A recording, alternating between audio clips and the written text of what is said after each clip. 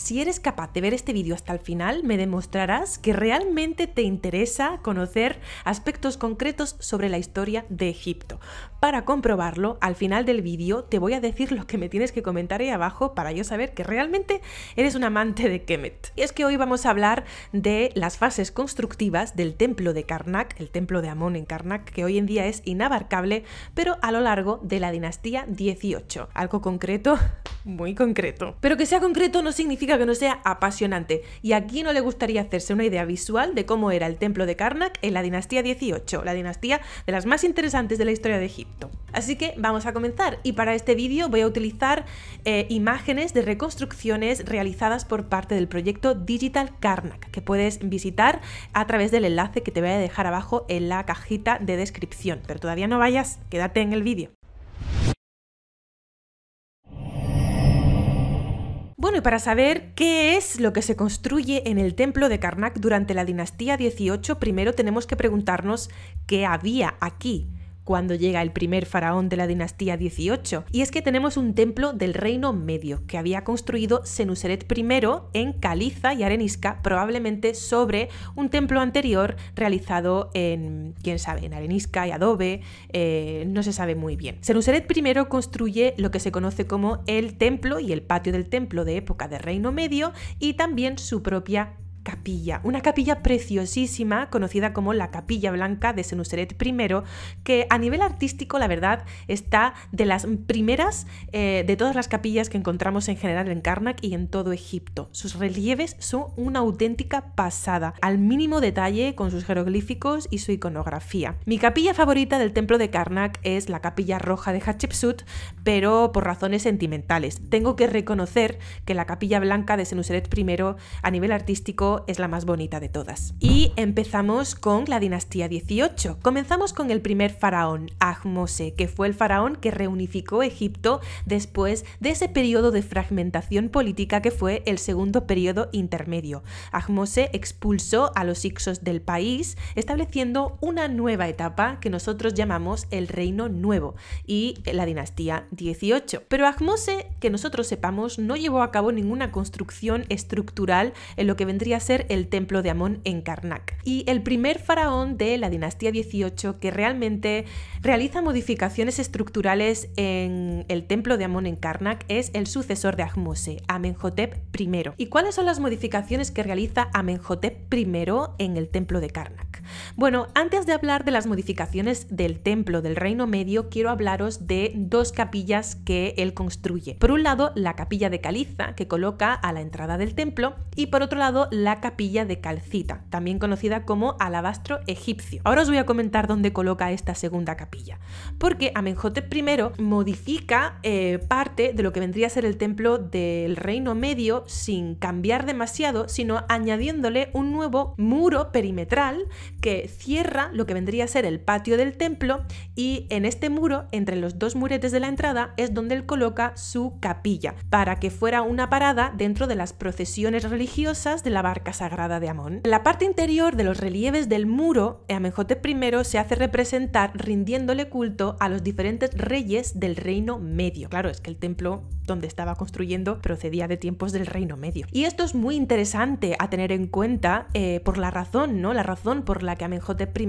se representa de esta manera. Y es que los primeros faraones de la dinastía 18 se inspiran muchísimo en los faraones del Reino Medio. Ellos consideraban que esta etapa anterior de la época de Egipto, anterior a ese caótico segundo periodo intermedio, fue una etapa de hegemonía política, religiosa, económica y cultural. Y ellos se inspiraban en los faraones del Reino Medio para volver a erigir una política que se centralizara en la familia real en un Egipto unificado. Pasamos ahora a Tutmosis I, el sucesor de Amenhotep I. Y Tutmosis I lleva a cabo varias construcciones. Por un lado, construye dos pilonos, que son conocidos como el cuarto pilono y el quinto pilono. El cuarto pilono estaría más hacia el exterior, lo que vendría a ser más al este, y el quinto pilono estaría más al interior. También construye una sala que se conoce como sala Wadjet. Esta sala, en tiempos de Tutmosis I, todavía tiene pilares bastante básicos y aquí se encontrarían estatuas de Tutmosis I representado con forma del dios Osiris. Además de estos dos pilonos y de la sala Wadjet, que va a ser muy interesante porque además va a ser modificada posteriormente varias veces también en la dinastía 18, tenemos que tener en cuenta los dos obeliscos que erigió Tutmosis I a la entrada del templo, frente a las dos capillas que en este momento estaban también a la entrada, ¿no? La capilla de Caliza y la capilla blanca de Senuseret I. La de Caliza, acuérdate, era de Amenhotep I. Y así sería el templo en tiempos de Tutmosis I. O sea, a la entrada te encontrarías con las dos capillas y ese primer pilono bastante grande con dos obeliscos, y al entrar te encontrarías con el siguiente pilono y con la sala Wadjet, antes de llegar a la zona del Reino Medio, que estaría cerrada por ese muro que te había comentado antes de Amenhotep I. El sucesor de Tutmosis I, como bien sabéis, fue Tutmosis II. Y Tutmosis II tuvo la gran idea de crear un nuevo eje procesional en el templo de Karnak, porque hasta entonces, tradicionalmente, el único eje que había era el eje este-oeste, entrando por la zona del oeste, ¿no? Desde el oeste entras en el templo. Y Tutmosis II creó un nuevo eje, que vendría a ser el eje norte-sur, creando un pequeño pilono nuevo en el templo, como veis aquí en la reconstrucción del proyecto Digital Karnak. Tutmosis II también cerró la zona donde se ubicaban los obeliscos de su padre, Tutmosis I, y las dos capillas que estaban a la entrada del templo, la capilla blanca de Senuseret I y la capilla de Caliza de Amenhotep I. Este cerramiento hace que esta zona del templo ahora se constituya como la sala del festival, donde todos los faraones posteriores a Tutmosis II van a querer añadir su granito de arena. El sucesor de Tutmosis II es la famosa Hatshepsut. Hatshepsut lleva a cabo varias modificaciones en el templo y es realmente la primera soberano que lleva a cabo una modificación real donde se ubicaba el templo del Reino Medio, que hoy en día no se conserva. Este templo del Reino Medio ya no existe. Aquí ella crea lo que llama el templo de Maat, en lugar de donde se encuentra el templo del Reino Medio, y coloca su propia capilla, que es la capilla roja, mi capilla favorita de todas las capillas, y la coloca donde se ubicaría originalmente la capilla de Calcita de Amenhotep I, llevando esta capilla a otro lugar y la reubica en el nuevo eje que había, digamos, instaurado su marido, Tutmosis II, que vendría a ser el eje sur-norte. Si os acordáis de la sala Wadjet, que había sido creada por Tutmosis I con estos pilares básicos y las estatuas osiríacas, Hatshepsut también lleva a cabo modificaciones aquí, colocando columnas y techo de madera y las columnas con forma de papiro. En egipcio el papiro se le llamaba watch. Es por esa razón por la que se le conoce a esta sala como la sala Wadjet, que significa la de los papiros. Y Hatshepsut, además de ser faraón de Egipto, es la reina de los obeliscos, porque erige 4 obeliscos. 2 obeliscos en la zona este, en una zona más alejada, donde posteriormente se construiría el contratemplo, donde veis aquí también en la reconstrucción de Digital Karnak, y 2 obeliscos justo donde se ubicaban los obeliscos de su padre Tutmosis I, a la entrada del templo, en lo que vendría a ser la sala del festival, por lo que en tiempos de Hatshepsut la entrada del templo consistiría en las 2 capillas, la de Caliza de Amenhotep I, la blanca de Senuseret I, en los 2 obeliscos de Hatshepsut, detrás los 2 obeliscos de Tutmosis I y ya el pilono para entrar lo que vendría a ser la estructura, teniendo en cuenta que ya toda esta zona estaría cerrada gracias a la obra de Tutmosis II. Tutmosis II intentó erigir sus propios obeliscos, solo que murió antes y no le dio tiempo a terminarlo, pero esto no fue ningún problema porque Hatshepsut se encargó de erigir estos obeliscos de Tutmosis II también, por lo que al final también tenemos aquí los obeliscos de Tutmosis II. Por último, y que no se me olvide, Hatshepsut también construye un nuevo pilono, pero en ese nuevo eje que había iniciado Tutmosis II, en el eje norte-sur, y aquí construye lo que se conoce como el 8º pilono, que todavía está en pie hoy en día con algunas de sus estatuas, ¿no?, de Hatshepsut. Lo que sí es cierto es que este pilono fue redecorado posteriormente en los subsiguientes reinados, ¿no? Vamos con ello a la obra de Tutmosis III en el templo de Karnak. Tutmosis III lleva a cabo varias construcciones y también modificaciones. Podríamos decir que la construcción más importante en la estructura vendría a ser su propio templo, que es el Aj-Menu, que significa el monumento efectivo. El Aj-Menu tenía diferentes partes, ¿no? Por un lado estaba la sala hipóstila, con unas columnas preciosas que se conservan muy bien todavía hoy en día, incluso se conserva parte de la policromía, cuyas columnas estaban inspiradas en los postes de las tiendas militares de la época. Ya sabéis que Tutmosis III era un faraón militar. El Aj-Menu, este templo de Tutmosis III, también contenía un sector en el sureste dedicado al culto al dios Sokar y tenía una sala conocida como la sala botánica, donde en sus muros Tutmosis III hizo representar una serie de elementos de la flora y fauna de esos lugares que él había visitado en sus campañas militares. Junto a esto también había una sala dedicada a los ancestros, donde vemos reyes de Egipto desde la cuarta dinastía, y también un altar solar. Tutmosis III también construye el contratemplo, en la zona alejada del templo al este. El contratemplo era un pequeño templito a las afueras, digamos en el muro exterior del templo. Este templo se construyó con la finalidad de que la gente que normalmente no pudiera entrar en el templo, gente de a pie que no eran sacerdotes, pues pudiera acercarse de alguna manera a la divinidad, rezarle y pedirle cosas. Aquí Tutmosis III aparece realizando ofrendas a divinidades como el dios Amón y el dios Min de la fertilidad. En aquella época se conocía como la capilla que escucha, porque escucha las peticiones y los rezos de la gente. Tutmosis III, en la sala Wadjet, por supuesto, esta que fue iniciada por Tutmosis I, también lleva a cabo sus propias modificaciones. Cambia toda la estructura de madera que había colocado Hatshepsut por una estructura de piedra, colocando así columnas en piedra. Por otra parte, la entrada del templo donde estaban los obeliscos de Hatshepsut quedaría techada, que hoy en día todo esto no lo vemos. Vemos dónde está el obelisco todavía en pie, pero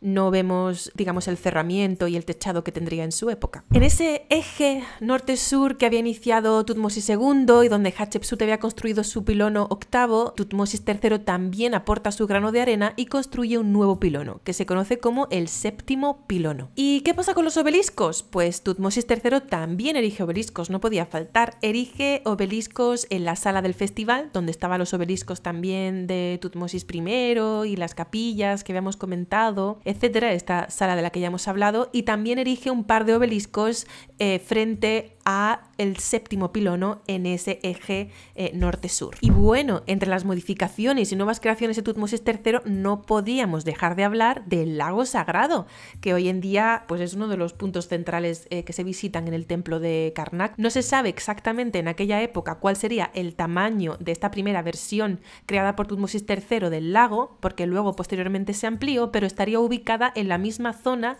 donde se ubica el lago hoy en día. Y justo en el eje norte-sur, frente al lago, construyó una nueva capilla también, que es conocida como la Capilla del Lago. ¿Y por qué construyó aquí una capilla junto al lago sagrado? Pues para que fuera una parada en las procesiones y los rituales de la barca sagrada, que también llegaría hasta el lago sagrado. Allí se realizaría una serie de rituales y bueno, pues venía muy bien tener la capilla del lago al lado para que hiciera una parada aquí de tipo sagrada, ¿no? El sucesor de Tutmosis III fue Amenhotep II. Y Amenhotep II creó su propio edificio en la zona de Karnak, en el templo, para conmemorar la fiesta Hepset, que ya sabéis que era una fiesta por la que los faraones revitalizaban su poder vital para así poder seguir viviendo y gobernando durante muchos años más, y lo colocó al sur del octavo pilono, que es este pilono de Hatshepsut. Lo que pasa es que este edificio, conocido como el templito de Amenhotep II, fue posteriormente desmantelado y reubicado por Horemheb. Amenhotep II también crea su propia capilla, que hoy en día es visitable en el Museo al Aire Libre de Karnak, junto con el resto de capillas, como la de Calcita de Amenhotep I,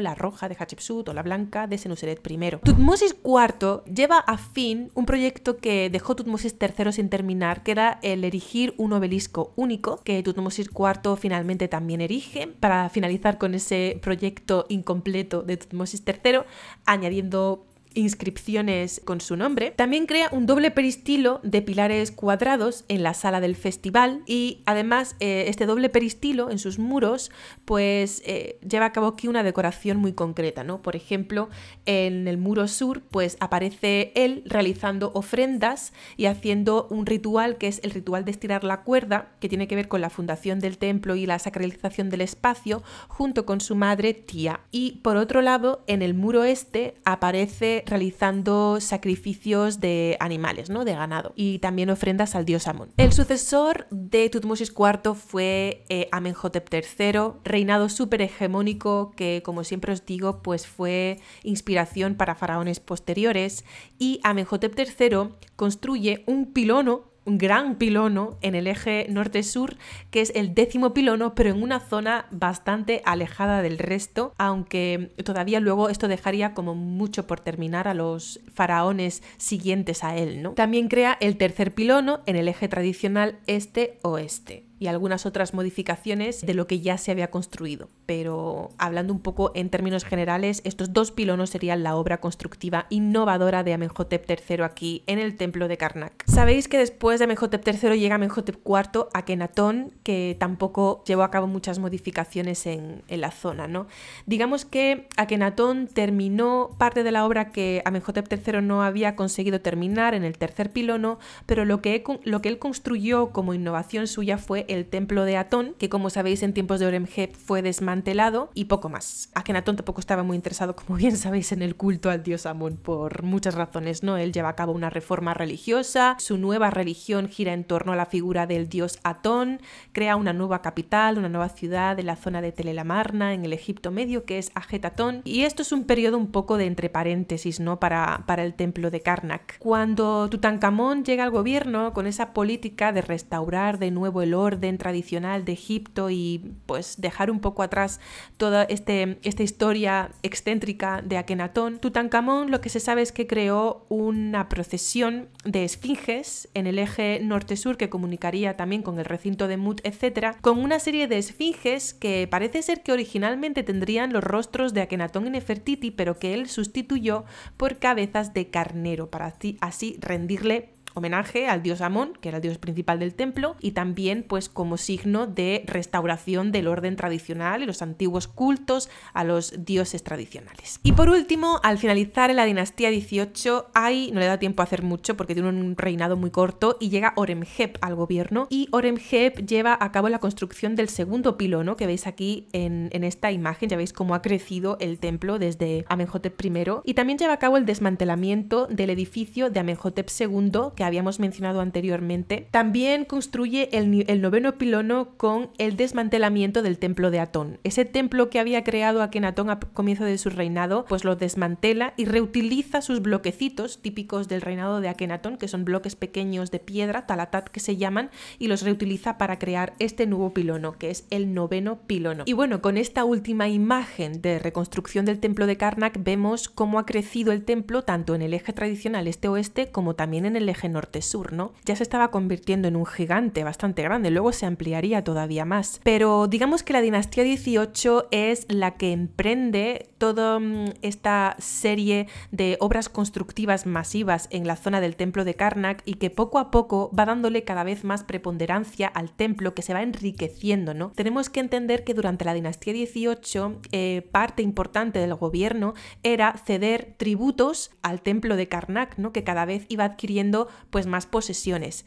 Encontramos de hecho que ya en la dinastía 20, ¿vale? Más adelante en el Reino Nuevo, o sea, ya tenemos que pasar por toda la dinastía 19 con Seti I, Ramsés II, e ir más adelante. En época de Ramsés III, en la dinastía 20, el templo de Amón de Karnak tenía tantas propiedades y tantas tierras cultivables que realmente esto llegó a afectar a la economía del país, puesto que lo que vendría a ser el Estado, que viene a ser el faraón, ¿no? Y su corte, casi que no tenían acceso suficiente a los recursos económicos del país, y esto fue parte de la razón por la que se produjo la huelga, ¿no? De Ramsés III, en tiempos de Ramsés III, por parte de los trabajadores de Deir el Medina. También en estos momentos estábamos con la dinastía 18 y he saltado a la dinastía 20, pero para que os deis cuenta cuenta cómo de ese templito que teníamos en el Reino Medio, la dinastía 18 hace ese agrandamiento rey tras rey, y esto va a seguir sucediendo en la dinastía 19 y también en la dinastía 20. Hasta que al final no solamente es que tuviera tantas propiedades y tierras cultivables, sino que también cuando nos encontramos en la dinastía 20,